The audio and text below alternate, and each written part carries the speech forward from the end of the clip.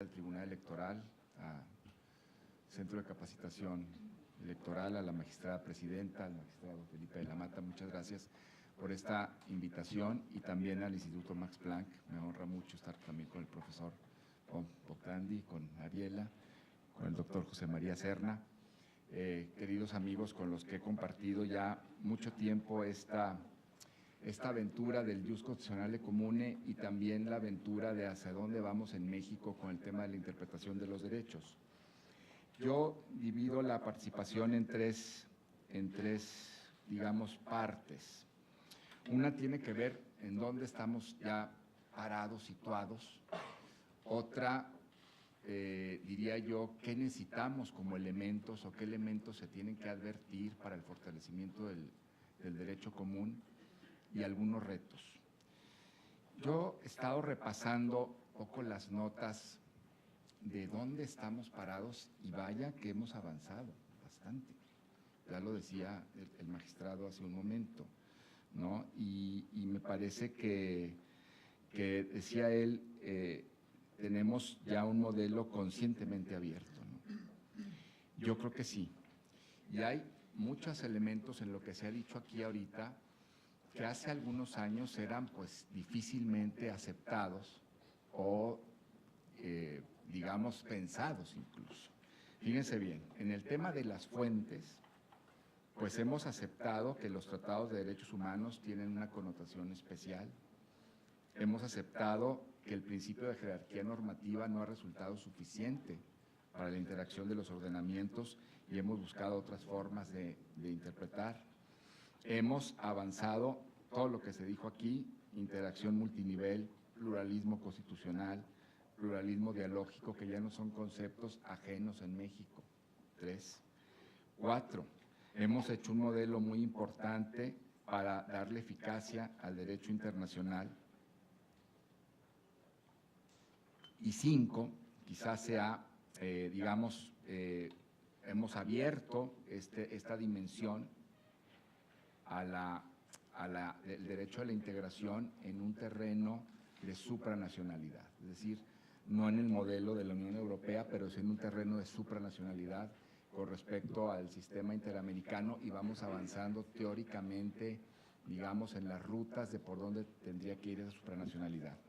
Quizá nos falta un punto. Yo estaba con cierta reticencia a tocarlo en ese tema de las fuentes, pero me encontré un artículo de Flavia Piovesan en este libro espléndido, coordinado por la doctora Mariela Morales y por el doctor Héctor Fix, de 2014, y Flavia, sin rubor, como el que yo tenía un poco, habla de las entidades federativas en un sistema federal. Y dice Flavia que es muy importante que el derecho constitucional común en un sistema federal se articule también con las entidades. Estoy hablándolo también aquí delante del doctor José María Serna, que es uno de los especialistas internacionales más destacados en materia de federalismo. Pero me parece que dentro de todos esos temas sobre las fuentes, yo creo que la incidencia en el tramado de la federación y en materia de derechos nos hemos quedado muy atrás, nos hemos quedado tan atrás que la Constitución de la Ciudad de México ha sido impugnada por varios flancos ante la Suprema Corte en una acción de inconstitucionalidad, que estamos esperando su resolución, pero que yo creo que nos dice en el terreno de las entidades federativas y en materia de derechos todavía lo que tenemos que avanzar. Y luego sobre el tema de las fuentes, sobre el tema de los derechos, pues tenemos ya el reconocimiento que los derechos en su mayoría funcionan como principios, como normas principios, que son derechos de mínimos, susceptibles de ampliación, y que tienen como dimensión operativa el principio de progresividad, que implica que haya un crecimiento mediante la interpretación para conformar su contenido y resolver los conflictos. Todo esto ya es un lugar común. Además, bueno, casi esperaría que fuera, ya estuviera, digamos, fuera un asunto pacífico, creo que sí en México.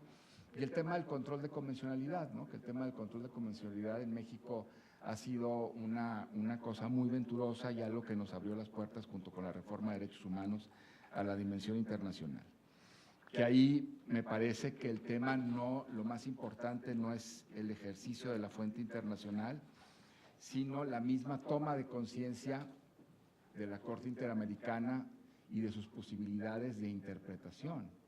Tanto se le dijo al sistema interamericano y la Corte Interamericana que lo suyo era un tema de reparaciones y que el efecto de cosa interpretada estaba más radicado en el sistema europeo, que la Corte Interamericana explota, digámoslo así, en 2006 con el tema de su trabajo interpretativo y bueno, todo lo que ya sabemos que ha hecho en estos 12 años.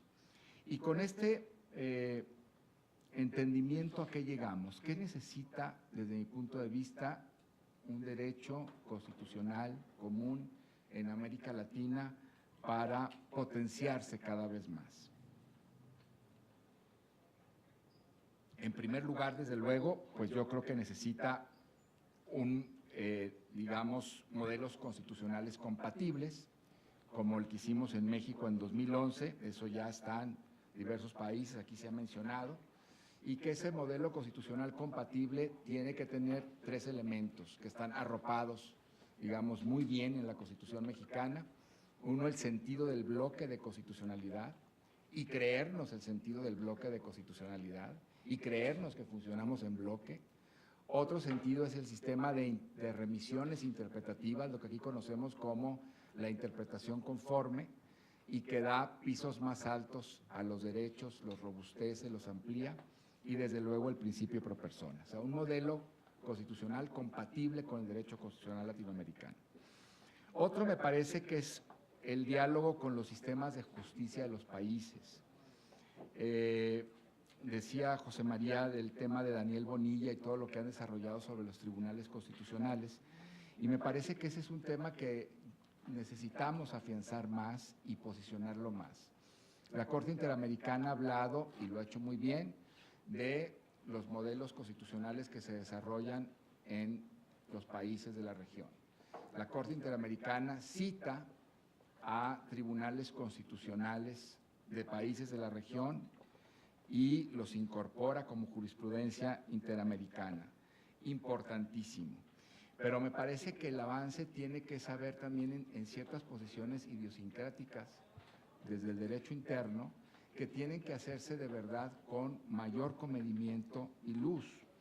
Yo recomiendo mucho, se va a publicar un libro de Sandra Serrano, que es su tesis de doctorado en Jurídicas de la UNAM, donde ella hace una confrontación, digamos, entre el modelo colombiano y el sistema interamericano, especialmente la jurisprudencia de la Corte Interamericana, no en una dimensión de corte autoritario donde se ha dicho, como lo dijo Venezuela, pues yo me voy de aquí ya, ¿no?, sino en un diálogo mucho más acercado, mucho más próximo, mucho más contrastante, mucho más integrador. Ese me parece que sería un segundo punto.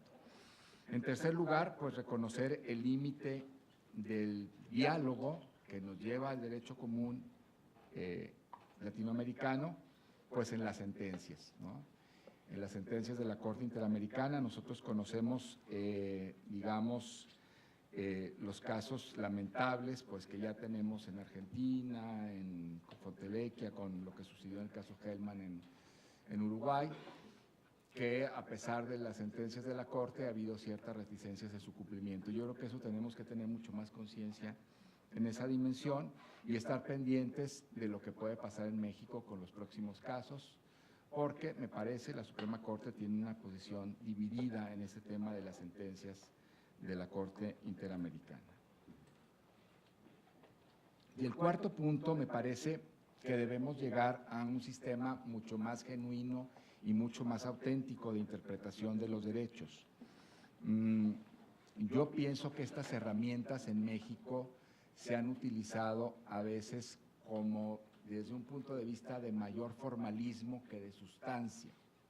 ¿A qué me refiero?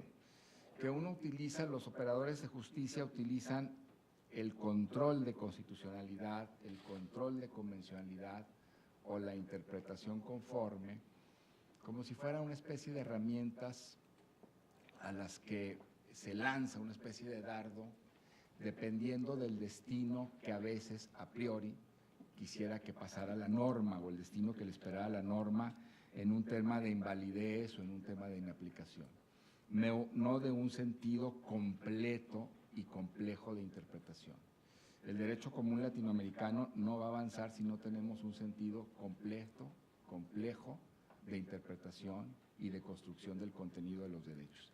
Esto lo hemos discutido muy poco en México porque nos hemos pasado, digamos, estos años posteriores a la reforma hablando del tema todavía de la jerarquía de las fuentes y en esta especie de guerra de la jerarquía de las fuentes, de si la restricción, de si la guerra entre la Convención Americana y la Constitución, etcétera, y nos ha faltado todavía hacer una metodología mucho más clara en términos de un verdadero sentido interpretativo. Eso tiene que ayudar mucho para la construcción del derecho común latinoamericano. Y por último, yo apunté una serie de retos que he traído en la cabeza, los diré muy brevemente porque se me fue el tiempo. Los retos es, efectivamente, se ha avanzado mucho en el derecho común latinoamericano, en qué es y por dónde va.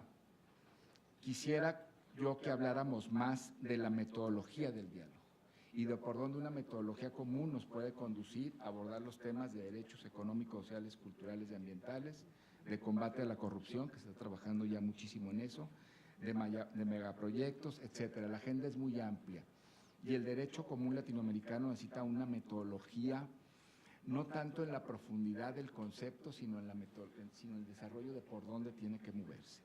Dos, el tema de pensar exactamente la transformación social y cómo incidir en los temas de condiciones de marginalidad, que yo no soy tan convencido que si el derecho cambia, la realidad cambia. ¿Cómo hacemos para que cambie la realidad?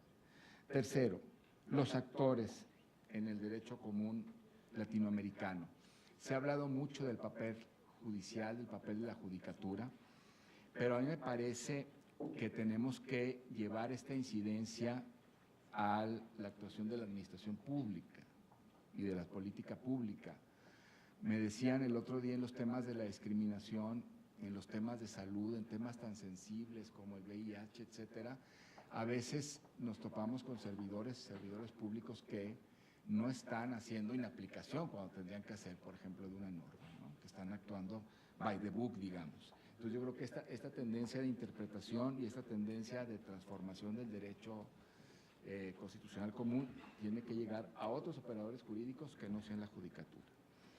Y el último tema tiene que ver con digamos, si esta perspectiva, ya lo decía la magistrada presidenta con el tema de las comunidades indígenas, pero si esta perspectiva es una perspectiva de homologación o es una perspectiva que da bienvenida a otras posiciones. Y que yo creo que está experimentando un cuestionamiento. Ayer me hablaba, hace rato me hablaba Mariela de una conversación que tuvieron ayer. Hay una posición que está cuestionando al derecho constitucional común, como en su momento se ha cuestionado la universalidad de los derechos, es decir, los derechos son verdaderamente universales o son derechos de corte occidental. Entonces simplemente pongo unas ideas que cuestionarían también si esta perspectiva del derecho común latinoamericano tendría que irse replegando o tendría que ser dialogante con minorías culturales, religiosas, pueblos y comunidades indígenas, el tema de las ausencias del Estado, que es un tema complejísimo para nosotros en este momento, por ejemplo, con las autodefensas, ¿no? Las policías comunitarias, etcétera. Bueno, pues hasta ahí lo dejaría eso como retos para avanzar en la agenda. Muchas gracias.